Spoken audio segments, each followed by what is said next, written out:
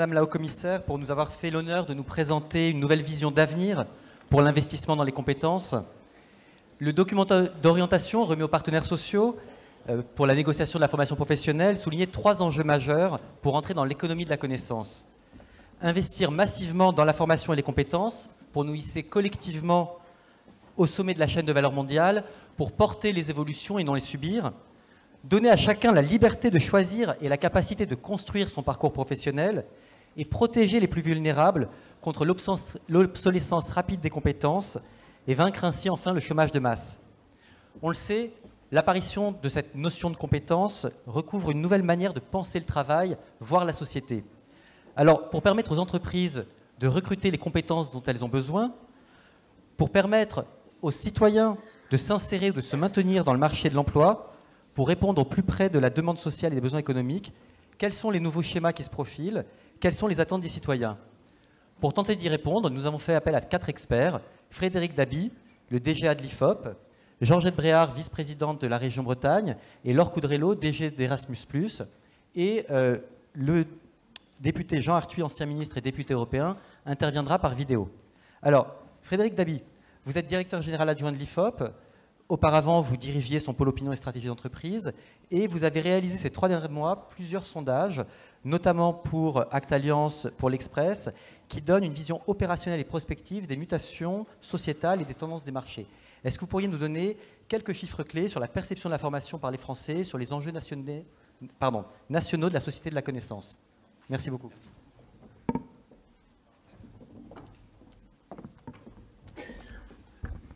Bonjour à toutes et tous, merci pour votre invitation pour cette université d'hiver. Merci Julien Nizri pour votre introduction. Et effectivement, je vais vous présenter, je crois que j'ai une quinzaine de minutes, grand maximum, même un peu moins. Oui, j'ai compris, je sais comment ça se passe. Les principaux enseignements tirés d'enquêtes d'opinion réalisées par l'IFOP ou par ses confrères relatifs au regard des Français, des salariés sur la formation.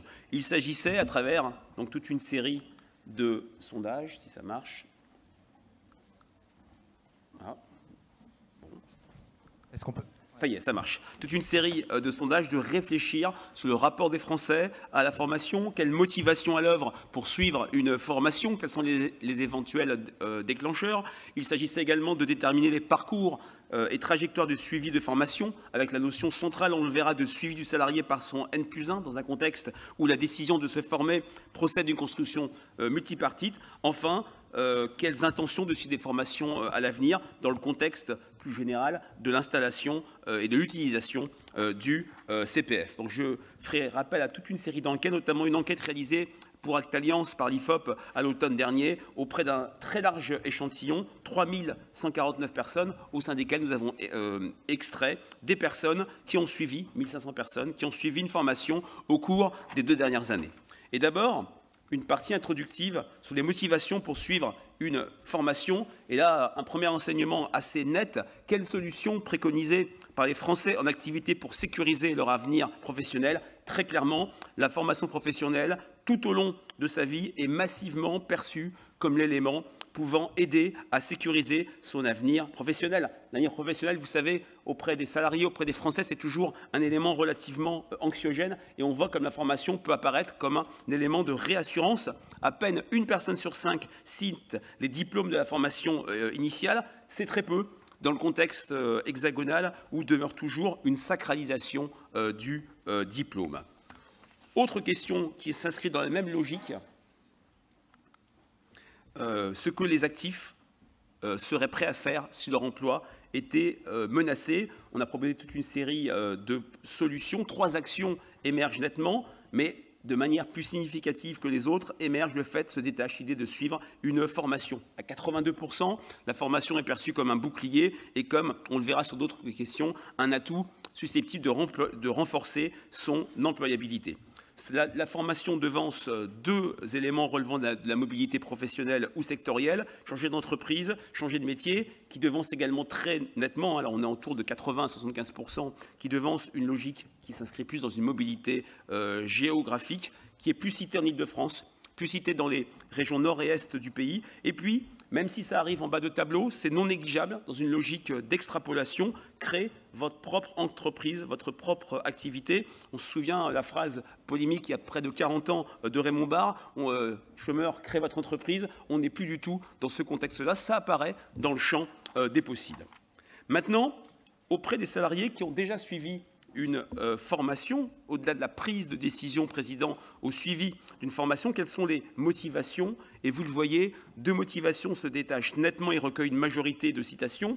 D'abord, une motivation strictement individuelle. J'ai suivi cette formation pour gagner en performance dans mon poste de travail, cité par près de 2/3 des personnes interrogées, et un levier davantage en adéquation avec les besoins des entreprises à 57%. C'était pour s'adapter aux évolutions de son secteur, de son métier. On voit très bien que la motivation individuelle du salarié lui bénéficie et peut également bénéficier à l'entreprise.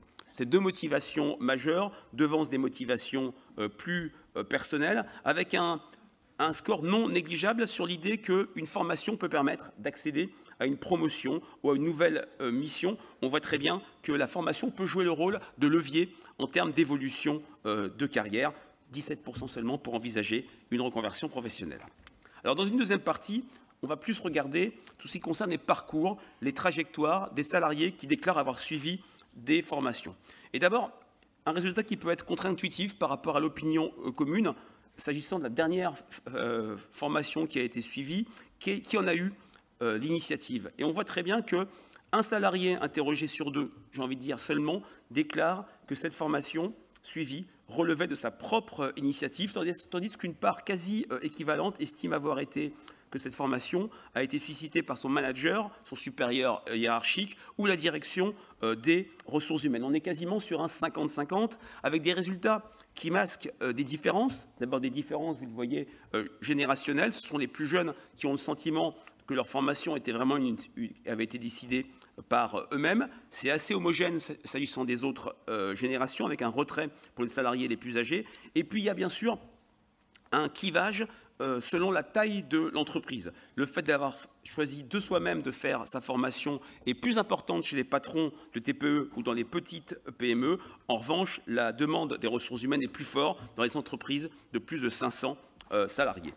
Alors, là, on parlait de la dernière formation. Lorsqu'il s'agit des formations suivies en général, le processus de décision diffère, puisqu'on voit très bien que la décision, le fait d'avoir choisi soi-même la décision, l'idée, l'acte de se former, s'établit seulement à 31%. On est passé de 51% à 31%. Est-ce que c'est lié à la transformation du dispositif du DIF en CPF qui facilite peut-être la possibilité de se former? Et on a toute une série de réponses citées de manière équivalente. Son manager et son supérieur hiérarchique, à 20% la direction des ressources humaines, mais on est vraiment dans une co-construction avec ce 21%, cela dépend des fois, on est dans une construction qui varie selon les situations.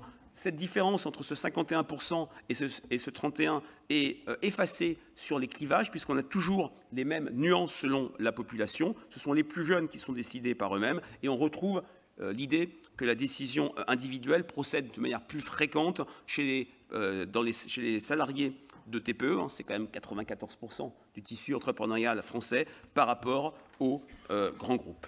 Et puis, il est notable également de relever sur la partie qui concerne les échanges avec son supérieur hiérarchique au sujet de la formation, qu'est-ce qui s'est passé? Est-ce qu'il y a eu des échanges? Et vous le voyez, même si les N+1 ne sont pas, ou les managers ne sont pas nécessairement à l'initiative de décision de se former, on voit qu'ils apparaissent plutôt disposés pour aborder le sujet de la formation avec leurs salariés. Quand on regarde les retours d'expérience, 3/4 des salariés qui ont suivi une formation ont le sentiment d'avoir échangé de manière informelle ou formelle avec leur N+1 au moment de la définition de leurs besoins de formation. Presque 1 sur 2 au moment où ils sont partis en formation. Et l'idée d'un retour d'expérience concerne 2/3 des salariés, c'est-à-dire juste après son retour de formation. On voit très bien, il semble, à la lumière de cette enquête, que les discussions entre le salarié et sa hiérarchie semblent continues, avec des cas qui divergent selon la taille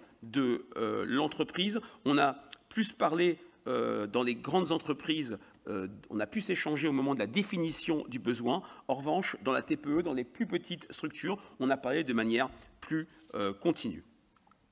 Et d'ailleurs, la prise en compte, autre dimension essentielle dans le processus de formation, la prise en compte de ces demandes de formation dans son entreprise, une question qui est quand même centrale pour le salarié. Et là, vous voyez, le résultat est net et massif. Près des 3/4, 78% ont le sentiment que lorsqu'ils formulent des demandes de formation, elles sont prises en compte, avec le chiffre qui est peut-être plus spectaculaire, 42% où c'est souvent ou systématiquement. Et là, à part un léger clivage social entre catégorie supérieure et catégorie populaire, il y a 10 points d'écart, pas de différence selon le secteur d'activité ou la taille de l'entreprise, seulement 7% de salariés. Alors 7%, c'est peut-être pas rien dans une logique d'extrapolation, mais ça reste marginal, ont le sentiment que leurs demandes de formation n'ont jamais été prises en compte. Et donc, toujours dans cette logique de suivi du processus, est-ce qu'il y a eu consultation de son avis à son retour de formation? Et là, on a à 2 points près le même résultat. Les salariés qui ont suivi une formation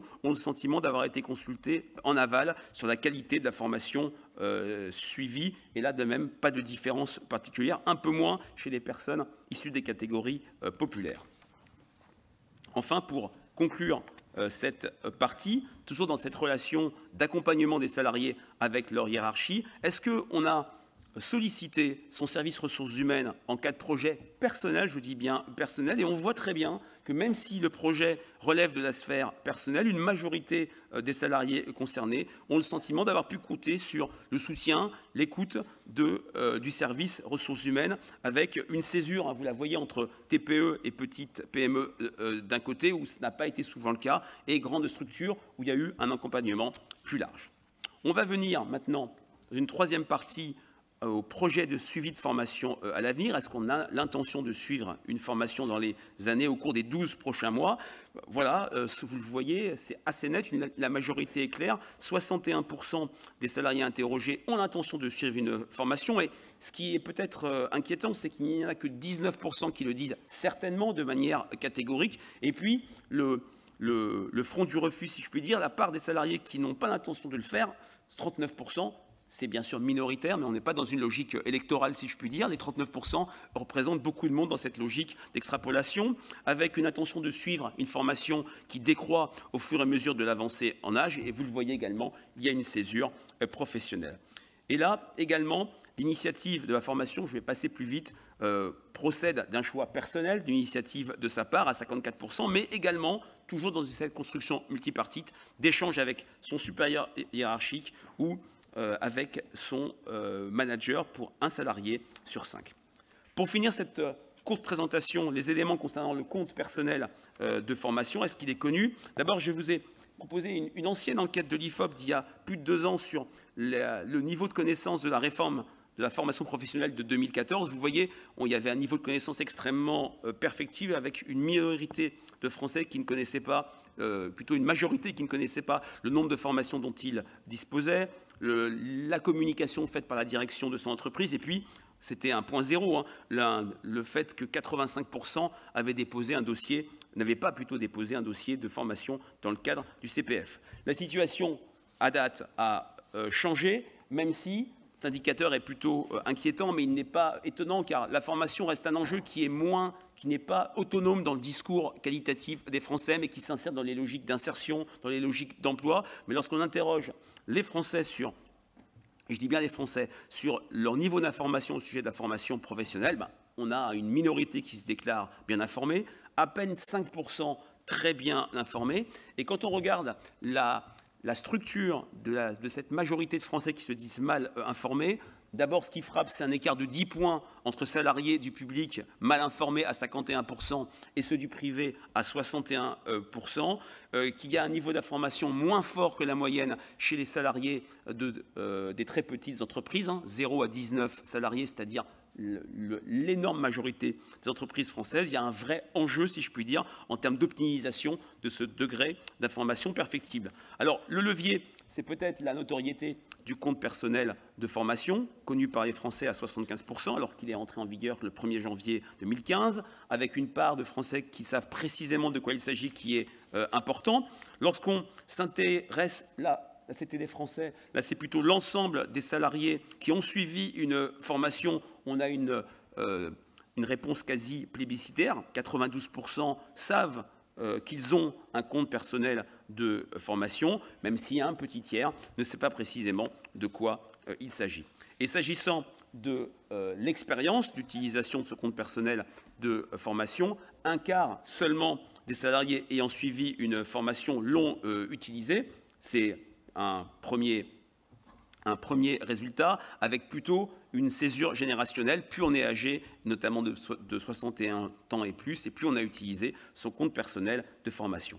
Et lorsqu'on s'intéresse aux motivations expliquant l'utilisation de son compte personnel, on voit que les motivations sont diverses, mais émerge surtout l'idée d'obtenir un nouveau diplôme ou un certificat qui devance la dimension de reconversion professionnelle.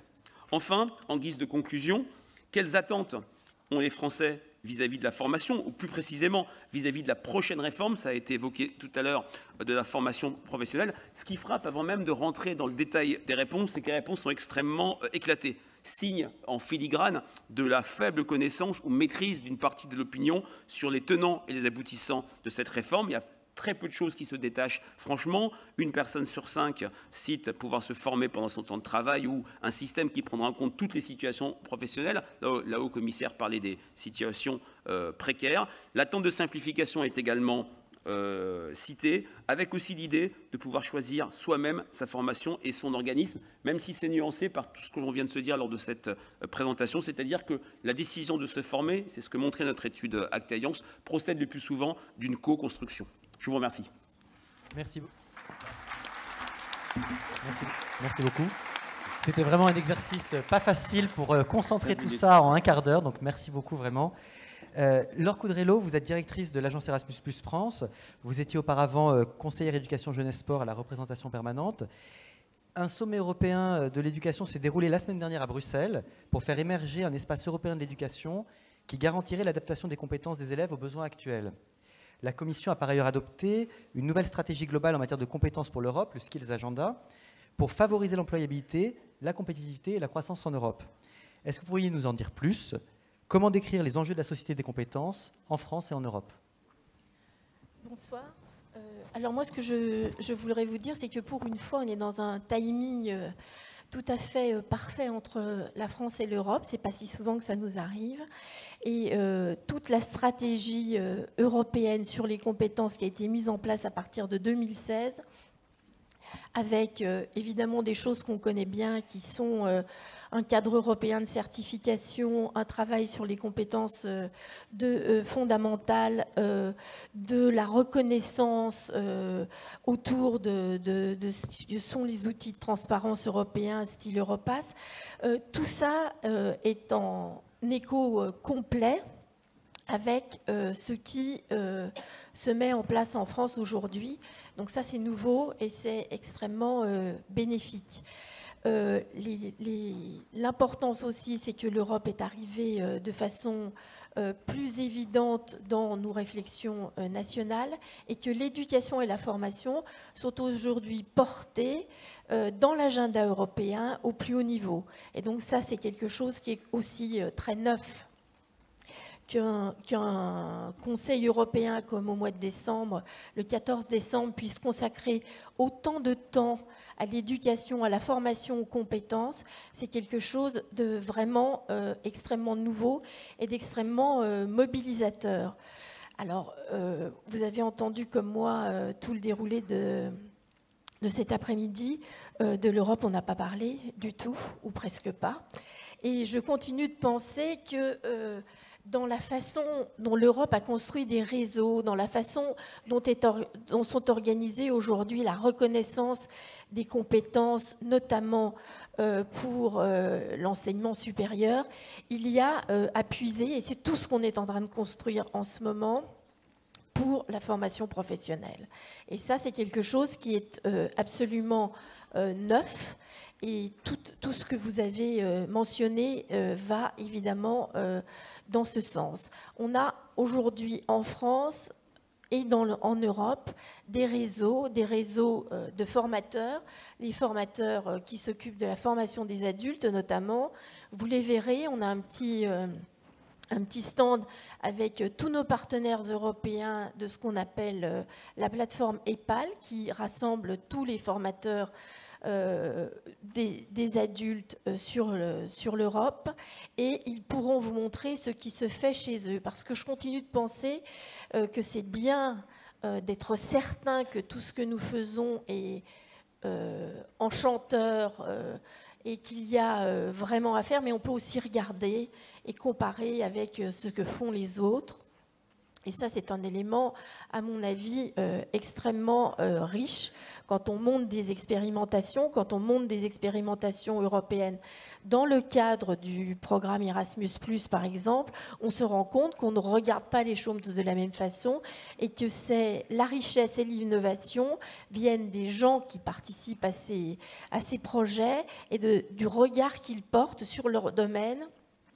Et ça, il faut aussi en tenir compte parce qu'on n'est pas unique et seul. On est dans un environnement européen. C'est aussi le cadre de nos entreprises. Et nos entreprises, par exemple, sont extrêmement demandeuses aujourd'hui de compétences transversales, de compétences, par exemple, qui sont acquises lors des mobilités. Merci beaucoup. Madame Georgette Bréard, vous êtes présidente donc, de la commission déléguée à l'apprentissage de Région de France.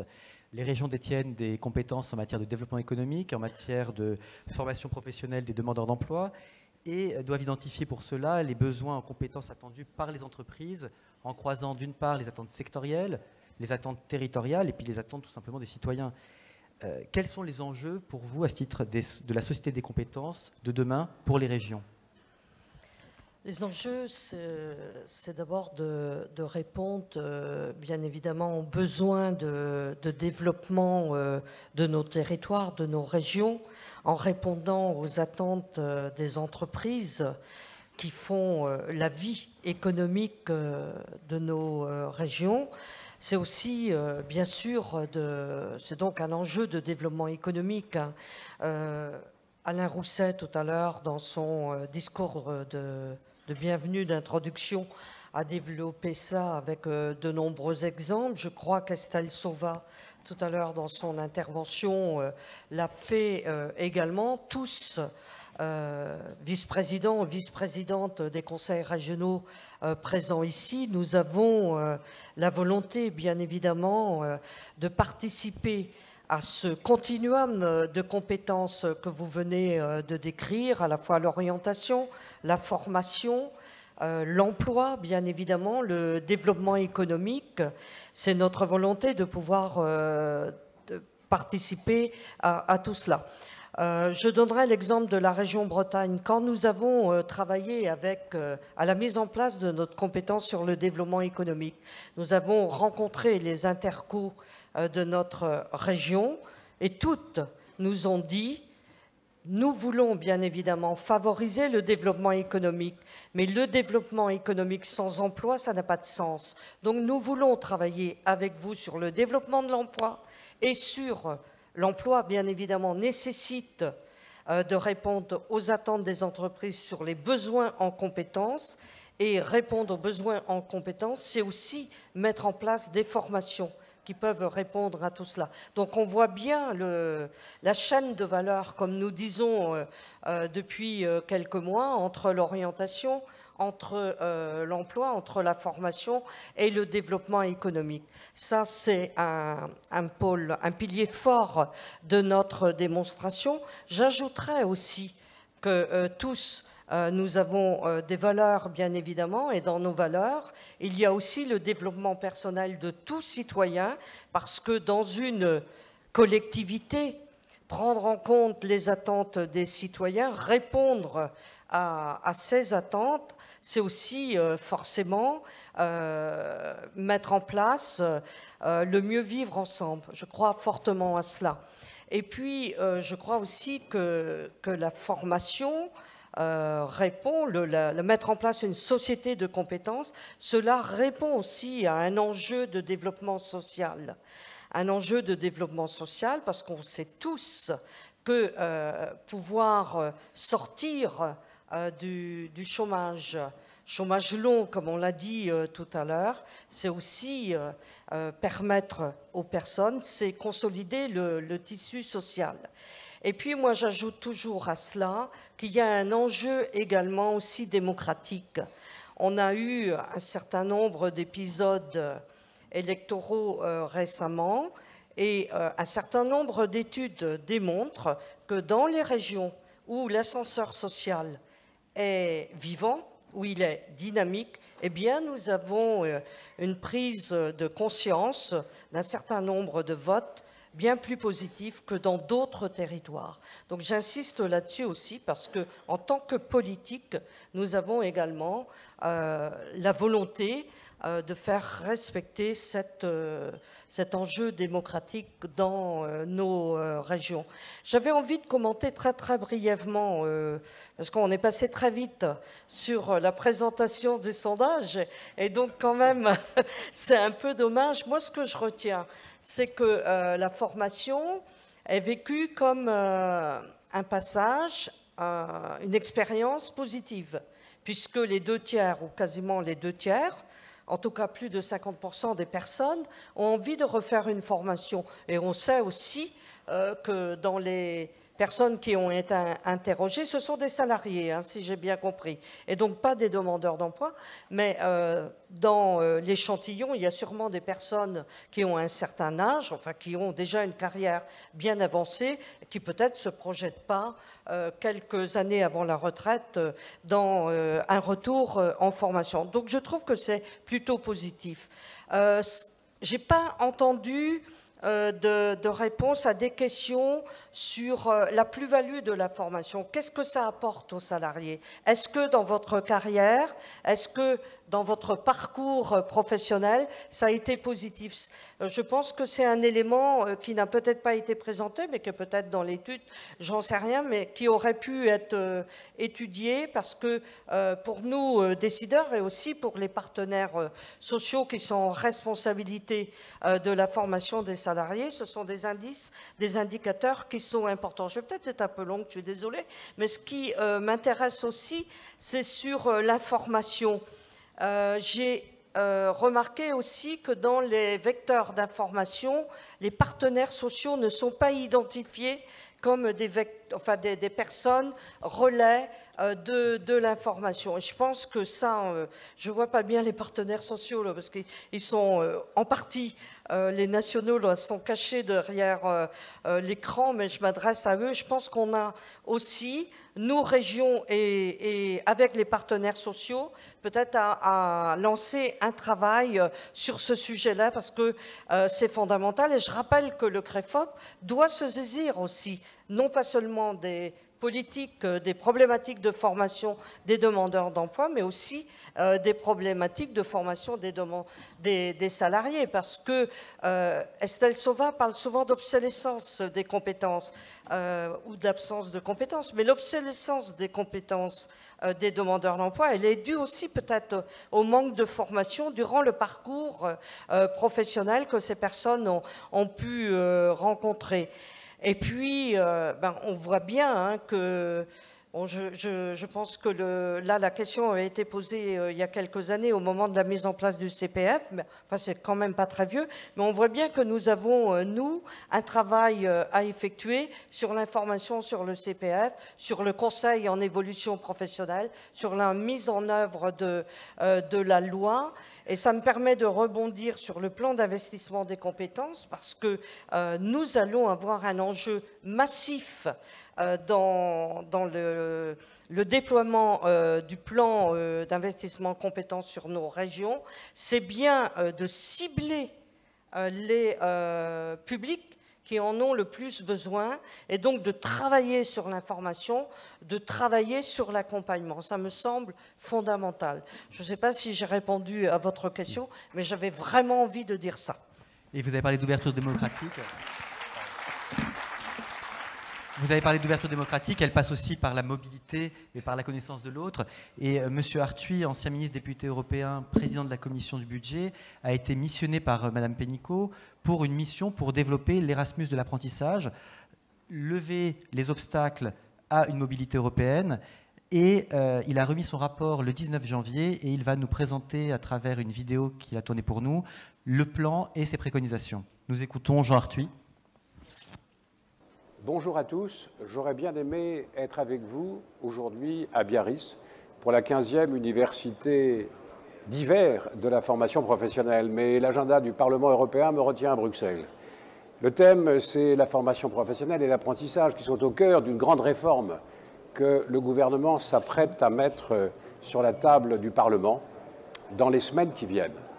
La ministre, Madame Pénicaud, ministre du Travail, m'avait demandé un rapport sur les freins qui bloquent la mobilité des apprentis en Europe, parce qu'en effet, depuis plusieurs années, je travaille ici au Parlement européen sur une expérimentation pour encourager les apprentis à se déplacer, à accomplir une partie de leur formation dans un autre pays de l'Union européenne.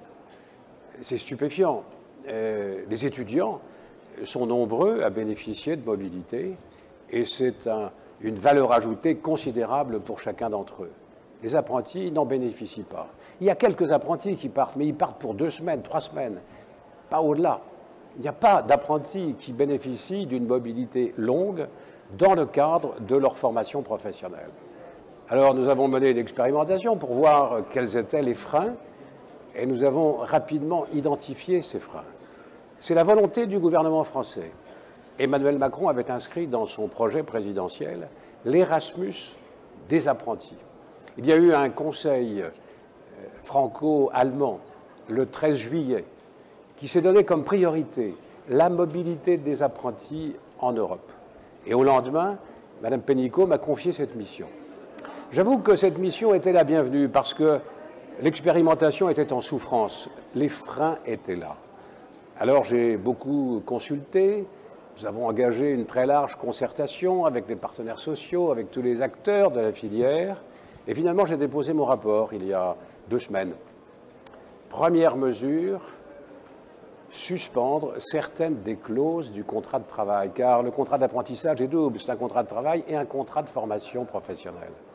Le contrat de travail ne peut pas être suspendu. Par conséquent, si un jeune part pendant 6 mois ou plus dans un autre pays, c'est son maître d'apprentissage français qui doit continuer à le rémunérer et assurer la couverture sociale et les risques s'il y avait un accident.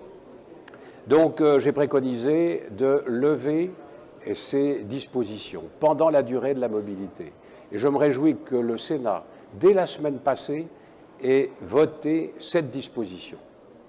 Mais il faut également assurer l'autonomie financière des apprentis pendant la mobilité. J'ai proposé un dispositif pour précisément subvenir à cette nécessité, car dans certains pays, il n'y a pratiquement pas de rémunération. Il faut également une couverture sociale, et là, nous l'appuierons sur le régime qui est proposé aux étudiants. Et donc, il n'y aura pas de discrimination entre les apprentis en mobilité et les étudiants. Il faut par ailleurs reconnaître ici, en France, les acquis de la mobilité, en termes d'acquis de connaissances, mais également d'expérience. Les universités ont très bien réglé cette question. Il y a des conventions entre universités et on valide le temps passé dans une autre université hors de France. Eh bien, je demande qu'il se passe la même chose entre les centres de formation d'apprentis. Et puis, il faudra trouver un statut spécifique pour ceux des apprentis qui viendront d'autres pays, chez nous, en France, mais non pas pour la durée d'un contrat d'apprentissage. Ils viendront pour 6 mois, et pas plus. Donc, nécessité d'avoir ce statut ad hoc pour accueillir ceux qui viennent d'autres pays. Et puis, il faudra, dans les centres de formation d'apprentis, qu'il y ait un référent qui prenne en charge les relations avec les entreprises qui ont des apprentis, pour essayer de les convaincre d'encourager leurs apprentis à partir dans un autre pays pendant 6 mois, des entreprises qui accepteraient, en contrepartie, d'accueillir des apprentis venant d'autres pays. Il faudra que ce référent organise les cours spécifiques de langue pour ceux des apprentis qui viennent de l'extérieur, qui doivent se familiariser avec la langue du pays d'accueil. Il faudra aussi des cours spécifiques et quelquefois des cours sans doute en anglais On a vu dans certains cas que des apprentis de pays de l'Europe de l'Est refusaient de venir dans des centres d'apprentissage français parce qu'il n'y avait pas de cours en anglais. Donc l'importance des langues, de l'enseignement des langues dans les centres de formation d'apprentis va être très important pour préparer la mobilité et également pour faciliter l'accueil d'apprentis venant d'autres pays. Voilà les quelques dispositions que j'ai préconisées. Et Mme Pénicaud, ministre du Travail, a bien voulu dire que pour l'essentiel, le gouvernement reprendrait ces dispositions dans la réforme qui va être proposée au Parlement dans les prochaines semaines. Mais il ne suffit pas de lever les freins en France. Et si nous voulons qu'il y ait une vraie fluidité, une vraie mobilité, et l'avantage de la mobilité, et c'est qu'on va voir dans les autres pays, notamment dans ceux où ça marche bien, dans ceux où l'apprentissage a permis de régler les problèmes de chômage des jeunes, je pense à l'Allemagne, je pense aux Pays-Bas, je pense à l'Autriche, je pense au Danemark, eh bien ce benchmark est une impérieuse nécessité. Parce que c'est dans ces conditions qu'on va également permettre à des jeunes de ressentir leur citoyenneté européenne. Et c'est dans ces conditions qu'on va commencer à faire converger la législation sur le statut de la formation professionnelle, de l'apprentissage, peut-être une première pierre dans la mise en convergence des législations sociales, des législations sur le travail. Je pense qu'il faut que les chefs d'État et de gouvernement se saisissent de ce problème majeur qu'est le chômage en Europe. Il y a de très nombreux jeunes qui sont au chômage. Dans certains pays, c'est plus qu'un jeune sur deux, et en moyenne, c'est un jeune sur quatre, sauf dans les pays que je viens de citer. Donc, que les chefs d'État et de gouvernement inscrivent à leur agenda, au prochain Conseil des chefs d'État ou de gouvernement, au mois de mars, le projet qui va permettre de répondre à cette nécessité de lutter efficacement contre le chômage des jeunes en Europe. Il faudra bien sûr augmenter les crédits Erasmus, car aujourd'hui, Erasmus suscite de la frustration. De la frustration parce qu'une demande éligible sur deux seulement est satisfaite. Donc je suggère de multiplier par 3 les crédits Erasmus pour permettre à tous les jeunes de la formation professionnelle d'entrer dans le système et d'avoir eux aussi le privilège d'une mobilité longue. Au fond, ce que nous voulons, c'est mettre à parité les étudiants et les apprentis. Nous voulons revaloriser l'image de marque, l'image que l'apprentissage a dans les esprits. Trop souvent, l'apprentissage est perçu comme une sorte de relégation. Eh bien, c'est cela qui nous a mis dans une impasse. Donc, rompons avec ces clichés qu'on associe souvent avec des métiers qui se sont totalement transformés. L'apprentissage est certainement la voie royale d'accès au monde de l'emploi. Alors, suspendre le contrat de travail, tripler les crédits d'Erasmus+, revaloriser l'image de l'apprentissage. Est-ce que vous pourriez vraiment, en 3 à 4 mots chacune, nous faire peut-être une réaction ? En tous les cas, c'est un formidable projet qui s'ouvre pour nous, que cette possibilité dès 2018 de mobilité longue des apprentis. Je pense qu'on va démarrer bien sûr très vite, mais il faudra du temps pour qu'on arrive à organiser, et je pense que c'est une organisation qui va se faire aussi avec les acteurs des territoires. Comment construire dans un parcours d'apprenti aujourd'hui une mobilité longue, ce qui n'est pas encore vraiment envisagé, puisque l'idée c'est qu'on passe de 28 jours, ce qui est la moyenne aujourd'hui, de 3 à 6 mois. Donc on voit l'enjeu. Je pense que c'est une formidable opportunité pour l'apprentissage. On sait par les enquêtes qu'on a menées que quelqu'un qui est parti même sur une courte période est enrichi et revient avec une capacité à s'insérer sur le marché du travail très forte. Après 3 ou 6 mois, il va falloir aussi reconnaître cette mobilité, ces acquis d'apprentissage. Et là, ce ne seront pas des acquis uniquement sur des compétences transversales. Il faudra aller beaucoup plus loin. Je pense qu'un des enjeux majeurs, c'est ce qu'on connaît par ailleurs, c'est comment, entre centres de formation, on crée du lien, on crée de la confiance et qu'on est ensuite en capacité, on va dire, de reconnaître des temps d'apprentissage qui ont pu être faits dans un autre pays.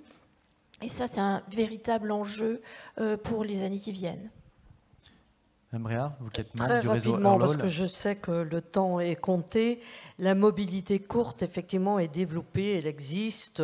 Nombre de régions la mettent en œuvre avec les CFA, avec les entreprises qui accueillent les apprentis. Il s'agit là de la mobilité longue qui nécessite, pour lever les freins, comme l'a dit Jean Arthuis, des adaptations juridiques. Ça, c'est extrêmement important. Moi, je pense que c'est possible.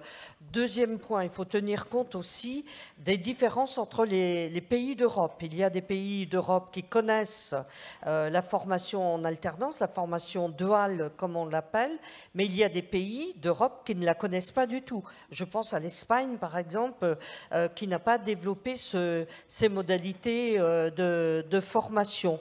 Il me semble que la ministre, Madame Pénicaud, est en train de travailler, je ne sais pas si c'est fait, si la convention a été signée, est en train de travailler avec l'Allemagne, notamment, pour signer une convention spécifique pour qu'il y ait des expérimentations qui soient portées par la France et l'Allemagne sur ce sujet. Ce que je voulais dire, c'est que Région de France, par sa commission déléguée à l'apprentissage, a travaillé ce sujet et les régions sont prêtes, pour certaines d'entre elles, à être terre d'expérimentation pour mettre en œuvre les propositions qui sont portées par Jean Arthuis. Et j'avoue franchement que ce que nous avons travaillé, nous, au mois de juillet ou septembre, je ne me souviens plus très bien, rejoint totalement ce que le député européen vient de présenter. Nous nous retrouvons parfaitement dans ces propositions et nous serons présents pour porter ce contrat d'apprentissage international, ou je ne sais pas comment on peut l'appeler, parce que c'est un véritable enjeu de transformation des compétences, comme l'a dit Estelle Sauvat, notamment pour l'apprenti, et aussi c'est un bénéfice formidable pour l'entreprise qui accompagne, l'entreprise française, qui accompagne l'apprenti, notamment au retour. Je vous remercie vraiment pour cette conclusion. Frédéric, un grand merci. Laure Coudrelot, merci beaucoup.